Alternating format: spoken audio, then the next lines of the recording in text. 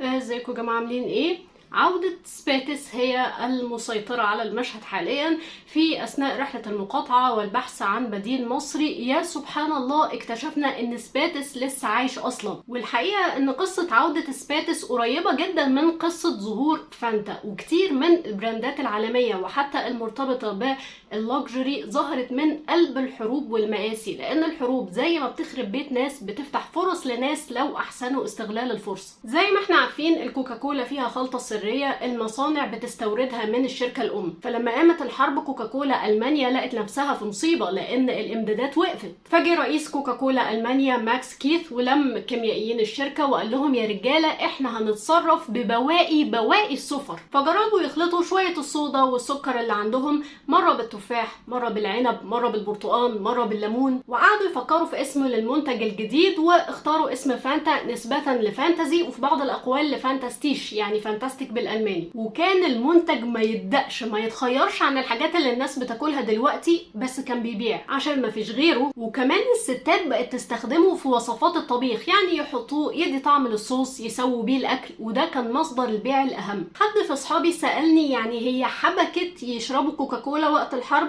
هو الحقيقة الناس تحب انها تشرب حاجة ساقعة وقت الحرب عادي، زي ما تحب ان الكهرباء تفضل موجودة عادي برضه، والأهم ان المصانع تفضل شغالة. وعلشان كده أخونا كيث كان محل تقدير الحزب النازي في البداية لدوره في دعم الاقتصاد، وبعدها قلبوا عليه يلا يا خاين يا عميل اللي بتشتغل في كوكاكولا الأمريكاني. هي البلاد الديكتاتورية كده قلابة، الناس اللي ترفع صورك فوق الأعناق هي الناس اللي هتدوسها بالجزم، وعلشان كده لازم طول الوقت كل واحد يخلي باله من لغاليغه. لما انتهت الحرب كوكاكولا احتفت بكيث لأنه أنقذ المصنع في ظروف بالغة الصعوبة، وكافئوه بأنه بقى المسؤول الإقليمي لكوكاكولا في أوروبا. وسنة 55 المكنة طلعت قماش وظهرت فانتا بشكلها اللي احنا عارفينه. النوتيلا السلعة الفرافيري اللي العلبة فيها ب 145 جنيه برضو ظهرت في ظروف مشابهة. ان بعد الحرب الشوكولاتة شحت وغليت جدا، فبيترو فيريرو صاحب مخبز في ايطاليا قرر انه يخلط السكر بالبندق بشوية شوكولاتة صغيرين، وشغل مخه تاني فدخل مادة كريمي علشان تتفرد وتكفي اكبر عدد من الناس. وده اختراع عبقري لأم مثلا بتأكل ولادها في الظروف الناشفة دي. حتى النسكافيه ظهر بسبب الكساد اللي حصل في الثلاثينات، لان البن بدأ يتكدس في المخازن، مفيش فلوس. فاستغلت شركة نسلي السويسرية الفرصة، قالك طيب ما نحاول نعمل نوع من القهوة يبقى قابل للذوبان وسريع التحضير. نجح النسكافيه وباع، هوب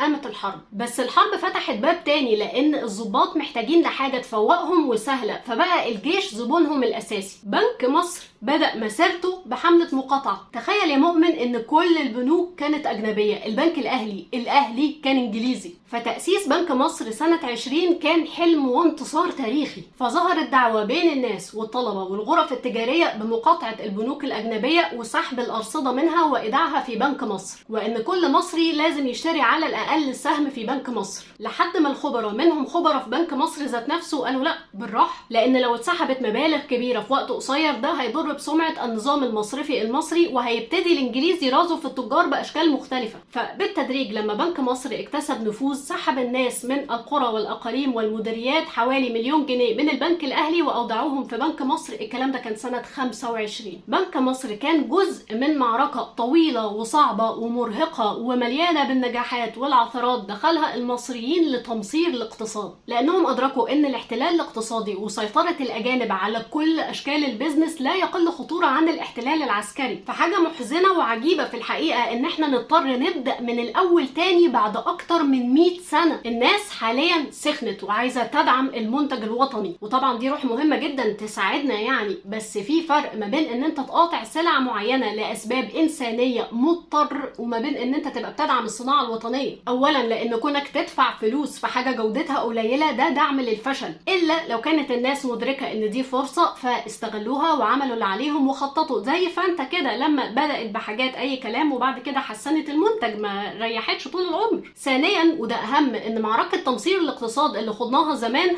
اعمق من فكرة الروح، لا هي كانت روح وخبراء اقتصاد بيديروا المعركة وقوانين ومناخ وبعثات وشباب متعلم عنده طاقة انه يعمل حاجة. لو قريتوا كتاب صنايعية مصر بتركيز هتلاقوا ان في تجارب كتير لو كانت مش اتدعمت، لو كانوا تسابوا في حالهم كان زماننا دلوقتي في مركز تاني خالص، مش بندور على بدايل المصري، لا ده احنا كنا هنبقى في مركز قوة واحنا اللي بنهدد ان احنا نقطع سلع معينة. المأساة اللي احنا فيها دي المفروض انها عرفتنا مكانتنا في الكوكب عاملة ازاي.